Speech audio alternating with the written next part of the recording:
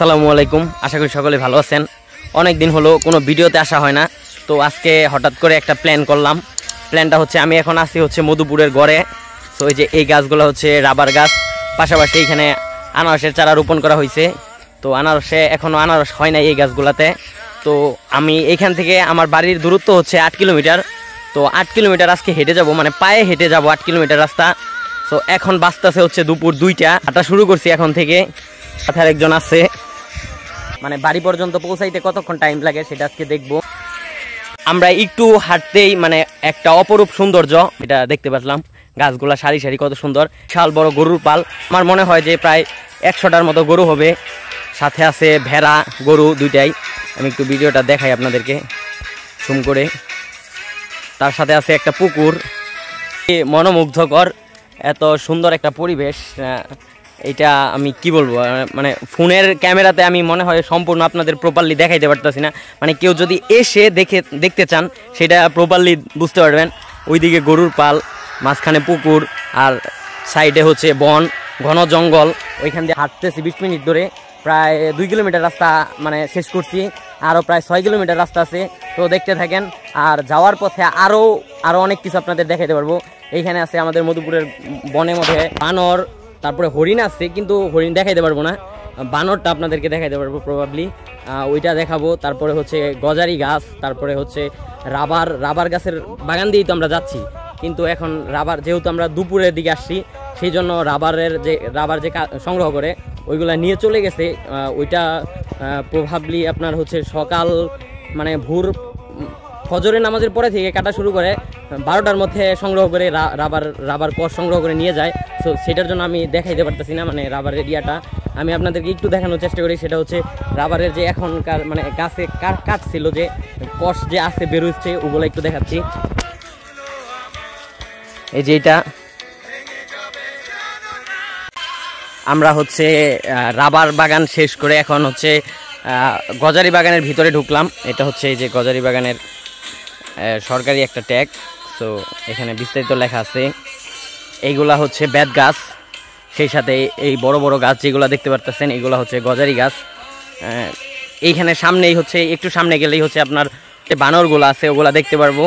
তো আপনাদেরকে দেখাবো বনের যে বানর। তো হাঁটতেছি আমরা প্রায় 3 কিলোমিটার মতো হাঁটছি। 3 কিলোমিটার হাঁটার পরে এই পর্যন্ত আসছি। শুধু হচ্ছে কোলাহল মুক্ত, মানে মানুষের কোলাহল মুক্ত, পশু পাখির চিৎকার চেঁচামেচি শোনা যাইতেছে। আপনি মানসিক শান্তি চান, কোনো কারণে বিষণ্ণতা থাকেন, তো এই জায়গাগুলোতে আসতে পারেন। যে বন, তারপরে হচ্ছে পাহাড়, এইগুলো দেখতে পারেন। এগুলোতে আসলে আপনার ডিপ্রেশন একটু হলেও কমবে।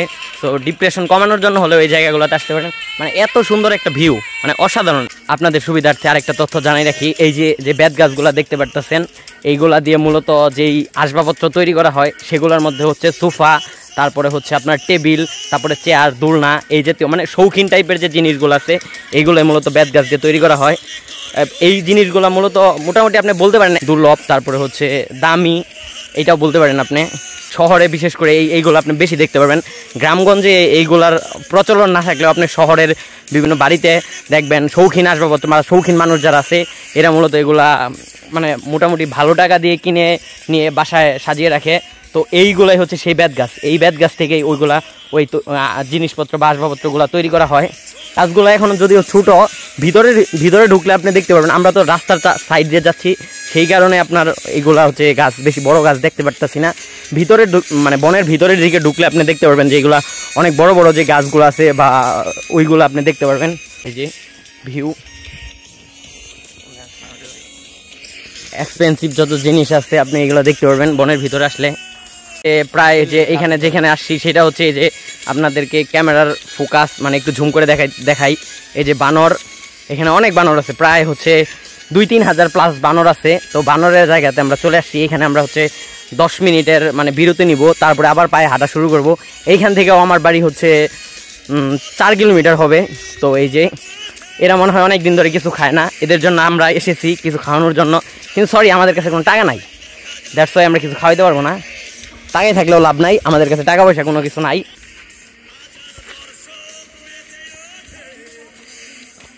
অলরেডি ক্লান্ত হয়ে গেছে, সে এখানে খাবে।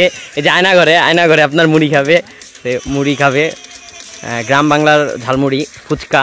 হালিম। যেহেতু আমার বন্ধু হচ্ছে ক্লান্ত, সে কিছু খায়নি, তার জন্য এই যে খাবারের ব্যবস্থা করছি। এখানে আমরা 10 মিনিটের বিরতি দিয়েছিলাম, তো খাওয়া শেষ করে আবার আমরা হাঁটা শুরু করব। আমরা প্রায় হচ্ছে 10 মিনিটের বেশি এইখানে হচ্ছে বিরতি নিয়ে তারপরে আবার হাঁটা শুরু করছি। ওইখানে ওই যে বানরের যে ইয়াটা, এখানে এসে বানর প্রায় 2 থেকে 3 হাজার। এখন যদিও বানর নাই, মানে এমন মেঘলা ওয়েদারের মধ্যে তো আমরা আসছি, সেই জন্য বানর তুলনামূলক কম। যদিও এই যে একটু একটু আমরা দেখাইতে পারতেছি কয়েকটা। তখন আমরা যাচ্ছি, এখান থেকে আমার বাড়ি হচ্ছে প্রায় 5 কিলোমিটার। তো হাঁটতেছি, দেখি কয় মিনিট লাগে আর যেতে। দেশি সার, এটা হচ্ছে মেবি সামনের ঈদে বিক্রি করবে ক্ষেত। তারপরে যে পাশে পিচ্চিটা খেলা করতেছে, এই যে কয়েকটা বাচ্চারা, ওরা পুতুল বানাইতেছে। ওদের কাছে একটু জিজ্ঞাসা করি, এই তোমরা কি করতেছ? হ্যাঁ, আরিফারি কি সেটা কি? ওগুলা কি বানাইতেছ?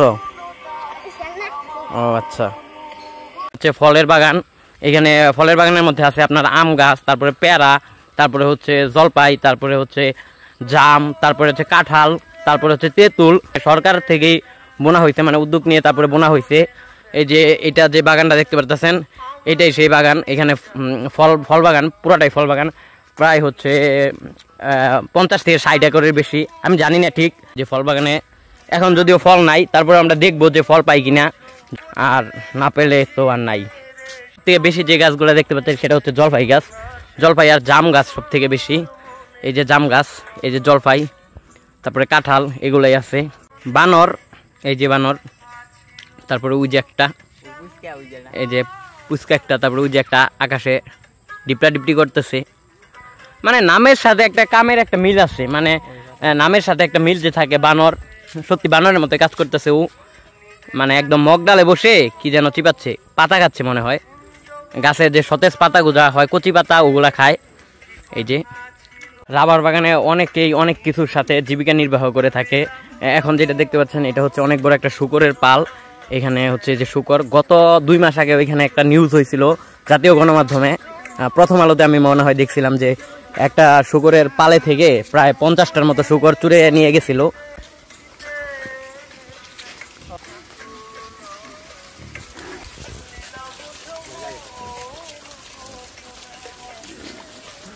এইখানে মূলত অনেকেই, মানে এইখানে আমার রাবার, মানে এই বন কেন্দ্রিক যে মানুষের জীবিকা নির্বাহ। আমরা প্রায় হচ্ছে আমার বাড়ির কাছাকাছি, এখান থেকে আমার বাড়ি আর 2 কিলোমিটার। এইগুলা যেগুলো দেখতে পাচ্ছেন, এগুলো হচ্ছে ছোট ছোট হচ্ছে রাবার গাছ। এগুলা কেটে আবার মানে রোপণ করা হয়েছে রাবার গাছগুলা। তো আমরা প্রায় আমার বাড়ির কাছাকাছি এসে পড়ছি। সামনে হচ্ছে গারোপাড়া, মানে উপজাতি গারো, তারপরে হচ্ছে আমার বাড়ি। তো আজকে প্রায় হচ্ছে 8 কিলোমিটার হাঁটলাম, মানে পায়ের অবস্থা একদম খারাপ, মানে হাঁটতে হাঁটতে অবস্থা খারাপ হয়ে গেছে। অবশেষে মিশন প্রায় শেষের দিকে, আর 2 কিলোমিটার রাস্তা হাঁটলেই আমাদের মিশন আজকের মতো শেষ। এখানেই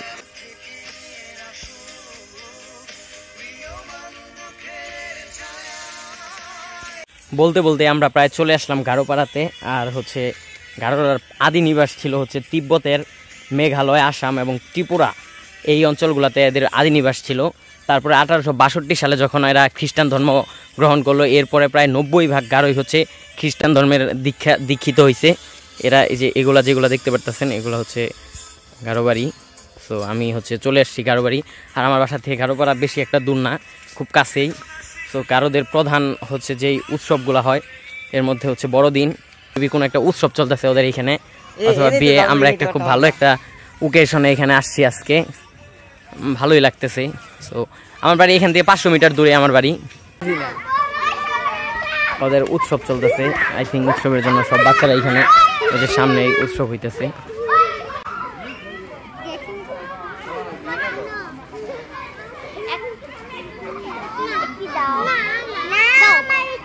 অবস্থা রোদের মধ্যে, মানে এখন আবার কড়া রোদ। শেষে আমাদের সেই 8 কিলোমিটারের জার্নি শেষ হলো। এই যে আমরা চলে এসেছি প্রায় আমাদের বাড়ির কাছে। ওই যে সামনে যেটা দেখতে পাচ্ছেন ফার্ম, ওইটা হচ্ছে আমাদের পোল্ট্রি ফার্ম। তো ওর পাশে হচ্ছে আমাদের বাড়িতে যাব। একদম পায়ের অবস্থা শেষ, মানে প্রায় হচ্ছে এখন বাজতেছে 4টা, আমরা 2টার সময় হাঁটা শুরু করছিলাম, প্রায় 2 ঘন্টার মতো হাঁটলাম। তো অবস্থা, মানে শরীরের অবস্থা, পায়ের অবস্থা সব মিলেয়া অবস্থা খুবই খারাপ। তো অবশ্যই ভালো লাগলো, সব কিছুর মাঝেও একটা ভালো লাগা কাজ করছে, সেটা হচ্ছে যে মানে প্রাকৃতিক পরিবেশের মধ্যে যে দেখলাম, যে এই আশেপাশের ভিউটা দেখলাম, এটা অনেক ভালো লাগলো। সো আমাদের ভিডিওটা যদি ভালো লাগে অবশ্যই আমাদের চ্যানেলটা সাবস্ক্রাইব করবেন এবং পাশে থাকবেন। পরবর্তীতে এর থেকে ভালো ভিডিও দেওয়ার চেষ্টা করবো ইনশাল্লাহ। সবাই ভালো থাকেন, সুস্থ থাকেন, দেখা হবে নতুন কোনো ভিডিওতে।